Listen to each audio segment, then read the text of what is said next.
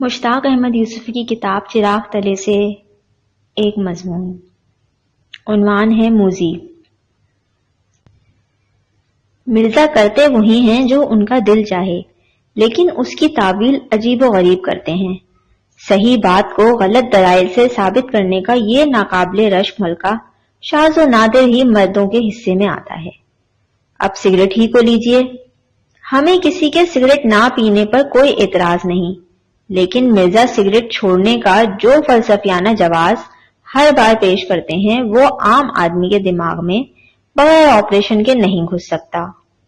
مہینوں وہ یہ ذہن نشین کراتے رہے کہ سگریٹ پینے سے گھریلو مسائل پر سوچ بچار کرنے میں مدد ملتی ہے، اور جب ہم نے اپنے حالات اور ان کی حجت سے قائل ہو کر سگریٹ شروع کر دی اور اس کے عادی ہو گئے تو انہوں نے چھوڑ دی۔ کہنے لگے، بات یہ ہے کہ گھریلو بجٹ کے جن مسائل پر میں سگریٹ پی پی کر غور کیا کرتا تھا وہ دراصل پیدا ہی کثرت سگریٹ نوشی سے ہوئے تھے۔ ہمیں غور و فکر کی لت لگانے کے بعد انہوں نے آنا جانا موقوف کر دیا، جو اس بات کی علامت تھی کہ وہ واقعی تائب ہو گئے ہیں اور کسی سے ملنا جلنا پسند نہیں کرتے، بالخصوص سگریٹ پینے والوں سے۔ انہی کا قول ہے کہ بڑھیا سگریٹ پیتے ہی ہر شخص کو معاف کر دینے کو جی چاہتا ہے، خواہ وہ رشتہ دار ہی کیوں نہ ہو۔ میں گیا بھی تو کھچے کھچے رہے، اور چند دن بعد ایک مشترک دوست کے ذریعے کہلوایا کہ اگر میں نے بربنائے مجبوری سگریٹ پینے کی قسم کھا لی تھی تو آپ سے اتنا بھی نہ ہوا کہ زبردستی پلا دیتے۔ میں ہوں مجبور، مگر آپ تو مجبور نہیں۔ 7 مہینے تک سگریٹ اور سوسائٹی سے اجتناب کیا، لیکن خدا بڑا مسبب الاسباب ہے۔ آخر ایک دن جب وہ واز سن کر خوش خوش گھر لوٹ رہے تھے تو انہیں بس میں ایک سگریٹ لائٹر پڑا مل گیا۔ چنانچہ پہلے ہی بس اسٹاپ پر اتر پڑے اور لپک کر گولڈ فلیک سگریٹ کا ڈبہ خریدا۔ ہمیں اس واقعے پر قطعاً تعجب نہیں ہوا، اس لیے کہ گزشتہ کرسمس پر انہیں کہیں سے نائلون کے موزے 4 آنے رعایت سے مل گئے تھے، جن کو میچ کرنے کے لیے انہیں ایک دوست سے قرض لے کر پورا سوٹ سلوانا پڑا۔ سگریٹ اپنے جلتے ہوئے ہونٹوں میں دبا کر لائٹر جلانا چاہا تو معلوم ہوا کہ اندر کے تمام پرزے غائب ہیں۔ اب ماچس خریدنے کے علاوہ کوئی چارہ نہ رہا۔ ہم نے اکثر یہی دیکھا کہ مرزا پیمبری لینے کو گئے اور آگ لے کر لوٹے، اور دوسرے دن اچانک قریب خانے پر گاڑے گاڑے دھوئیں کے بادل چھا گئے، جن میں سے مرزا کا مسکراتا ہوا چہرہ رفتہ رفتہ طلوع ہوا۔ گلے شکوے تمام ہوئے تو نتنوں سے دھواں خارج کرتے ہوئے بشارت دی کہ سگریٹ میرے لیے موجب نشاط نہیں، ذریعہ نجات ہے۔ اتنا کہہ کر انہوں نے چٹکی بجا کے اپنے نجات دہندہ کی راگ جھاڑی اور قدرے تفصیل سے بتانے لگے کہ سگریٹ نہ پینے سے حافظے کا یہ حال ہو گیا تھا کہ ایک رات پولیس نے بغیر بتی کے سائیکل چلاتے ہوئے پکڑ لیا تو اپنا صحیح نام اور ولدیت تک نہ بتا سکا، اور بفضل ہی اب یہ عالم ہے کہ ایک ہی دن میں آدھی ٹیلی فون ڈائریکٹری حفظ ہو گئی۔ مجھے لاجواب ہوتا دیکھ کر انہوں نے فاتحانہ انداز سے دوسری سگریٹ سلگائی، ماچس احتیاط سے بجھا کر ہونٹوں میں دبا لی اور سگریٹ ایشٹرے میں پھینک دی۔ کبھی وہ اس خوشی میں سگریٹ پیتے ملیں گے کہ آج رمی میں جیت کر اٹھے ہیں، اور کبھی بلکہ اکثر و بیشتر اس تقریب میں کہ آج تو بالکل ہی کھوکھ ہو گئے۔ ان کا دوسرا دعویٰ تسلیم کر لیا جائے کہ سگریٹ سے غم غلط ہوتا ہے تو ان کے غموں کی مجموعی تعداد بشرح 50 غم یومیہ 18,000 سالانہ کے لگ بھگ ہوگی، اور بعض غم تو اتنے ضدی ہوتے جا رہے ہیں کہ جب تک 3-4 سگریٹوں کی دھونی نہ دی جائے ٹلنے کا نام نہیں لیتے۔ انہیں عبرت دلانے کے ارادے سے میں نے بادشاہ متردیتس ششم کا قصہ سنایا، جو یوں ہے کہ جب اس کو ہمہ وقت یہ اندیشہ لاحق رہنے لگا کہ موقع پا کر کوئی بدخواہ اسے زہر کھلا دے گا تو اس نے خود ہی روزانہ تھوڑا تھوڑا زہر کھانا شروع کر دیا تاکہ خون اور قوا عادی ہو جائیں، اور وہ اس حفظ باں تقدم میں اس حد تک کامیاب ہوا کہ جب حالات سے مجبور ہو کر اس نے واقعی خودکشی کرنے کی کوشش کی تو زہر بالکل بے اثر ثابت ہوا، اور اس نے بمشکل تمام اپنے ایک غلام کو خنجر گھونپنے پر رضامند کیا۔ بولے، ناحق بیچارے غلام کو گناہگار کیا، اگر خودکشی ہی کرنا تھی تو زہر کھانا بند کر دیتا، چند ہی گھنٹوں میں تڑپ تڑپ کر مر جاتا۔ لیکن جو احباب ان کی طبیعت کے اتار چڑھاؤ سے واقف ہیں وہ جانتے ہیں کہ ان کے یہ غم ابدی اور آفاقی ہوتے ہیں، جن کا سگریٹ تو درکنار حقے سے بھی علاج نہیں ہو سکتا۔ میں نے اکثر انہیں اس غم میں سگریٹ کے کش پر کش لگاتے دیکھا ہے کہ سوئی گیس کا ذخیرہ 100 سال میں ختم ہو گیا تو ان کی اپنی ملازمت کا کیا ہوگا، یا 1,00,000 سال بعد انسان کے سر پر بال نہ ہوں گے تو حجاموں اور سکھوں کا کیا حشر ہوگا، اور جب سورج 50 ارب سال بعد بالکل ٹھنڈا پڑ جائے گا تو ہم گھپ اندھیرے میں صبح کا اخبار کیسے پڑھیں گے۔ ایک دفعہ تو سب کو یقین ہو گیا کہ مرزا نے واقعی سگریٹ چھوڑ دی، اس لیے کہ مفت کی بھی نہیں پیتے تھے، اور ایک ایک سے کہتے پھرتے تھے کہ اب تو بھولے سے بھی سگریٹ کا خیال نہیں آتا، بلکہ روزانہ خواب میں بھی سگریٹ بجھی ہوئی ہی نظر آتی ہے۔ میں نے دریافت کیا کہ اب کی دفعہ کیوں چھوڑی؟ ہوا میں پھونک سے فرضی دھوئیں کے مرغولے بناتے ہوئے بولے، یوں ہی بیٹھے بیٹھے خیال آیا کہ جو روپیہ سگریٹ میں پھونک رہا ہوں اس سے اپنی زندگی کا بیمہ کرایا جا سکتا ہے، کسی بیوہ کی مدد ہو سکتی ہے۔ مرزا پینے میں چندہ مذائقہ نہیں، لیکن جب تک نام پتہ معلوم نہ ہو یہ بیوہ والی بات میری سمجھ میں نہیں آئے گی۔ پھر یوں سمجھ لو کہ بیمے سے اپنی ہی بیوہ کی امداد ہو سکتی ہے۔ لیکن مذاق برطرف، سگریٹ چھوڑنے میں ہے بڑی بچت، جو صرف اس طرح ممکن ہے کہ جب بھی پینے کی خواہش ہو یہ فرض کر لو کہ پی لی، اس طرح ہر بار تمہارا 1.5 آنا بچ جائے گا۔ میں نے دیکھا کہ اس فارمولے سے مرزا نے بارہا ایک دن میں 10 15 روپے بچائے۔ ایک روز 10 روپے کی بچت دکھا کر انہوں نے مجھ سے 5 روپے ادھار مانگے تو میں نے کہا، غضب ہے، دن میں 10 روپے بچانے کے باوجود مجھ سے 5 روپے قرض مانگ رہے ہو۔ کہنے لگے، اگر یہ نہ بچاتا تو اس وقت تمہیں 15 دینے پڑتے۔ مجھے اس صورتحال میں سراسر اپنا ہی فائدہ نظر آیا، لہٰذا جب بھی 5 روپے قرض دیے یہ سمجھ کر دیے کہ الٹا مجھے 10 روپے نقد کا منافع ہو رہا ہے۔ مرزا کے متواتر تعاون کی بدولت میں نے اس طرح 2 سال کی قلیل مدت میں ان سے 600 روپے کما لیے۔ پھر ایک سہانی صبح کو دیکھا کہ مرزا دائیں بائیں دھوئیں کی کلیاں کرتے چلے آ رہے ہیں۔ میں نے کہا، ہائے مرزا، یہ کیا بد پرہیزی ہے؟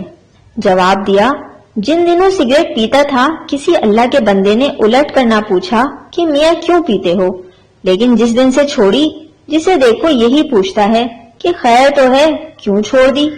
بلاخر ضد ہو کر میں نے پھر شروع کر دی، بھلا یہ بھی کوئی منطق ہے کہ قتل عمد کے محرکات سمجھنے کے لیے آپ مجرموں سے ذرا نہیں پوچھتے کہ تم لوگ قتل کیوں کرتے ہو، اور ہر راہگیر کو روک روک کے پوچھتے ہیں کہ سچ بتاؤ تم قتل کیوں نہیں کرتے؟ میں نے سمجھایا، مرزا اب پیمانے بدل گئے ہیں، مثال کے طور پہ داڑھی کو ہی لو۔ الجھ پڑے، داڑھی کا قتل سے کیا تعلق؟ بندہ خدا پوری بات تو سنی ہوتی۔ میں کہہ یہ رہا تھا کہ اگلے زمانے میں کوئی شخص داڑھی نہیں رکھتا تھا تو لوگ پوچھتے تھے کہ کیوں نہیں رکھتے، لیکن اب کوئی داڑھی رکھتا ہے تو سب پوچھتے ہیں کہ کیوں رکھتے ہو۔ ان کا دعویٰ ہے کہ نکوٹین ان کے خون میں اس حد تک حل ہو گئی ہے کہ ہر صبح پلنگ کی چادر جھاڑتے ہیں تو سینکڑوں کھٹمل گرتے ہیں۔ یقیناً یہ نکوٹین ہی کے اثر سے کیفر کردار کو پہنچتے ہوں گے، ورنہ اول تو یہ ناسمجھ جنس اتنی کثیر تعداد میں متحد ہو کر خودکشی کرنے کی صلاحیت نہیں رکھتی۔ دوم، آج تک سوائے انسان کے کسی ذو روح نے اپنے مستقبل سے مایوس ہو کر خودکشی نہیں کی۔ البتہ یہ ممکن ہے کہ مرزا اپنے خون کو خراب ثابت کرنے میں کچھ مبالغہ کرتے ہوں، لیکن اتنا تو ہم نے اپنی آنکھوں سے دیکھا کہ وہ سگریٹ کے دھوئیں کے اس قدر عادی ہو چکے ہیں کہ صاف ہوا سے کھانسی اٹھنے لگتی ہے، اور اگر 2-3 دن تک سگریٹ نہ ملے تو گلے میں خراش ہو جاتی ہے۔ ہم نے جب سے ہوش سنبھالا، اور ہم نے مرزا سے بہت پہلے ہوش سنبھالا، مرزا کے منہ میں سگریٹ ہی دیکھی۔ ایک مرتبہ ہم نے سوال کیا کہ تمہیں یہ شوق کس نے لگایا، تو انہوں نے لطیفے داغنے شروع کر دیے۔ اللہ بخشے، والد مرحوم کہا کرتے تھے کہ بچوں کو سگریٹ نہیں پینا چاہیے، اس سے آگ لگنے کا اندیشہ رہتا ہے، اس کے باوجود ہم پیتے رہے۔ عرصے تک گھر والوں کو یہی غلط فہمی رہی کہ ہم محض بزرگوں کو چڑھانے کے لیے سگریٹ پیتے ہیں، مگر میں نے پوچھا تھا کہ یہ چسکا کس نے لگایا؟ میں نے سگریٹ پینا اپنے بڑے بھائی سے سیکھا، جبکہ ان کی عمر 4 سال تھی۔ اس رفتار سے انہیں اب تک قبر میں ہونا چاہیے، وہ وہی ہیں۔ اس کے باوجود مرزا کسی طرح یہ ماننے کو تیار نہیں کہ وہ عادتاً سگریٹ پیتے ہیں۔ یہ مسئلہ جب بھی زیر بحث آیا، انہوں نے یہی ثابت کرنے کی کوشش کی کہ وہ سگریٹ کسی گمبھیر فلسفے کے احترام میں یا محض خلق خدا کے فائدے کے لیے پی رہے ہیں۔ تون و کرہن کوئی 3 برس ادھر کی بات ہے کہ شدہ مجھ تک یہ خبر پہنچی کہ مرزا پھر تائب ہو گئے اور کامل 36 گھنٹے سے ایک سگریٹ نہیں پی۔ بھاگم بھاگ مبارکباد دینے پہنچا تو نقشہ ہی اور پایا۔ دیکھا کہ تہنیت گزاروں کا ایک قول رات سے ان کے ہاں فروکش ہے، خاطر مدارات ہو رہی ہے۔ مرزا انہیں سگریٹ پلا رہے ہیں اور وہ مرزا کو۔ مرزا ماچس کی ڈبیا پر ہر ایک فقرے کے بعد 2 انگلیوں سے تال دیتے ہوئے کہہ رہے تھے، بحمدللہ، تال، میں جوا نہیں کھیلتا، تال، شراب نہیں پیتا، تال، تماش بینی نہیں کرتا، تال، اب سگریٹ بھی نہ پیوں تو بڑا کفران نعمت ہوگا، 3 تال۔ میں نے کہا، لا حول ولا قوت، پھر یہ علت لگا لی۔ مجمع کی طرف دونوں ہاتھ پھیلا کر فرمایا، یارو تم گواہ ہے نا کہ اب کی بار فقط اپنی اصلاح کی خاطر توبہ توڑی ہے۔ بات یہ ہے کہ آدمی کوئی چھوٹی موٹی علت پال لے تو بہت سی بڑی علتوں سے بچا رہتا ہے۔ یہ کمزوریاں انسان کو گناہ کبیرہ سے باز رکھتی ہیں، اور یاد رکھو کہ دانا وہی ہے جو ذرا محنت کر کے اپنی ذات میں کوئی ایسا نمایاں عیب پیدا کر لے جو اس کے اصل عیبوں کو ڈھانپ لے۔ اپنے پلے کچھ نہیں پڑ رہا۔ اپنے ستارے عیوب کا پیکٹ میری طرف بڑھاتے ہوئے بولے، یہ پیو گے تو خود بخود سمجھ میں آ جائے گا، اس فلسفے میں قطعی کوئی ایچ پیچ نہیں۔ تم نے دیکھا ہوگا کہ اگر کوئی شخص خوش قسمتی سے گنجا، لنگڑا یا کانا ہے تو اس کا یہ سطحی عیب لوگوں کو اس قدر متوجہ کر لیتا ہے کہ اصل عیبوں کی طرف کسی کی نظر نہیں جاتی۔ مثال میں جولیس سیزر، تیمور لنگ اور رنجیت سنگھ کو پیش کیا جا سکتا ہے۔ ویسے بھی کسی 100% پارسا آدمی سے مل کر کسی کا جی خوش نہیں ہوتا۔ تم جانتے ہو کہ میں آوارہ و اوباش نہیں، فاسق و فاجر نہیں، ہرجائی اور ہری چک نہیں، لیکن آج بھی، یہاں مرزا نے بہت سا لذیذ دھواں چھوڑا، لیکن آج بھی کسی خوبصورت عورت کے متعلق یہ سنتا ہوں کہ وہ پارسا ہے تو نہ جانے کیوں دل بیٹھ سا جاتا ہے۔ مرزا سگریٹ سبھی پیتے ہیں، مگر تم اس انداز سے پیتے ہو گویا بد چلنی کر رہے ہو۔ کسی اچھے بھلے کام کو عیب سمجھ کر کیا جائے تو اس میں لذت پیدا ہو جاتی ہے۔ یورپ اس گڑ کو ابھی تک نہیں سمجھ پایا۔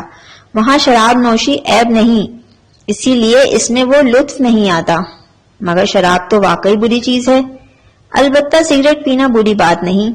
صاحب 4 سگریٹ پہلے یہی بات میں نے ان لوگوں سے کہی تھی۔ بہرکیف میں تو یہ ماننے کے لیے بھی تیار ہوں کہ سگریٹ پینا گناہ صغیرہ ہے، مگر غصہ مجھے ان سادہ لو حضرات پر آتا ہے جو سمجھتے ہیں کہ سگریٹ نہ پینا ثواب کا کام ہے۔ مانا کہ جھوٹ بولنا اور چوری کرنا بری بات ہے، لیکن مصیبت یہ ہے کہ ہمارے ہاں لوگ یہ توقع رکھتے ہیں کہ حکومت ان کو ہر بار سچ بولنے اور چوری نہ کرنے پر طلائی تمغہ دے گی۔ پھر ایک زمانہ ایسا آیا کہ مرزا تمام دن لگاتار سگریٹ پیتے، مگر ماچس صرف صبح جلاتے تھے۔ شمار یاد نہیں، لیکن ان کا اپنا بیان ہے کہ آج کل ایک دن میں 20 فٹ سگریٹ پی جاتا ہوں۔ لیکن مصیبت یہ ہے کہ ہمارے ہاں لوگ یہ توقع رکھتے ہیں کہ حکومت ان کو ہر بار سچ بولنے اور چوری نہ کرنے پر طلائی تمغہ دے گی۔ پھر ایک زمانہ ایسا آیا کہ مرزا تمام دن لگاتار سگریٹ پیتے، مگر ماچس صرف صبح جلاتے تھے۔ شمار یاد نہیں، لیکن ان کا اپنا بیان ہے کہ آج کل ایک دن میں 20 فٹ سگریٹ پی جاتا ہوں، اور وہ بھی اس شکل میں کہ سگریٹ عموماً اس وقت تک نہیں پھینکتے جب تک انسانی کھال جلنے کی چران نہ آنے لگے۔ آخر ایک دن مجھ سے ضبط نہ ہو سکا اور میں نے آنکھوں میں آنکھیں ڈال کر کہا، مرزا آخر کیا ٹھانی ہے؟ میری آنکھوں میں دھواں چھوڑتے ہوئے بولے، کیا کروں، یہ موذی نہیں مانتا۔ مرزا اپنے نفس امارہ کو، جس کا محل وقوع ان کے نزدیک گردن کے جنوب مغربی علاقے میں ہے، اکثر اسی نام سے یاد کرتے، چمکارتے اور للکارتے ہیں۔ میں نے کہا، فرائڈ کے نظریے کے مطابق سگریٹ پینا ایک رجعتی اور بچکانہ حرکت ہے، جنسی لحاظ سے نا آسودہ افراد سگریٹ کے سرے کو غیر شعوری طور پر نپل کا نم البدل سمجھتے ہیں، مگر فرائڈ تو انسانی دماغ کو ناپ ہی کا زمیمہ سمجھتا ہے۔ گولی مارو فرائڈ کو، بندہ خدا اپنے آپ پر رحم نہیں آتا تو کم از کم اس چھوٹی سی بیمہ کمپنی پر ترس کھاؤ جس کی پالیسی تم نے لی ہے۔ نئی کمپنی ہے، تمہاری موت کی تاب نہیں لا سکتی، فوراً دیوالے میں چلی جائے گی۔ آدمی اگر قبل از وقت نہ مر سکے تو بیمے کا مقصد ہی فوت ہو جاتا ہے۔ مرزا، بات کو مذاق میں نہ اڑاؤ، اپنی صحت کو دیکھو۔ پڑھے لکھے آدمی ہو، اخبار اور رسالے سگریٹ کی برائی میں رنگے پڑے ہیں۔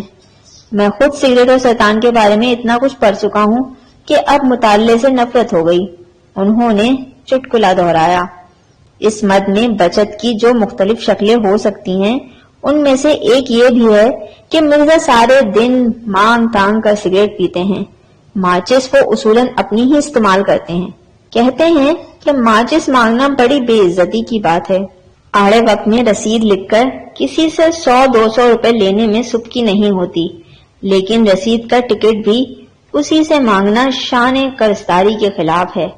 دوسری صورت یہ ہوتی ہے کہ وہ ایسے مارکا کی سگریٹوں پر اتر آتے ہیں جن کو وہ پیکٹ کے بجائے سگریٹ کیس میں رکھنا اور الٹی طرف سے جلانا ضروری خیال کرتے ہیں۔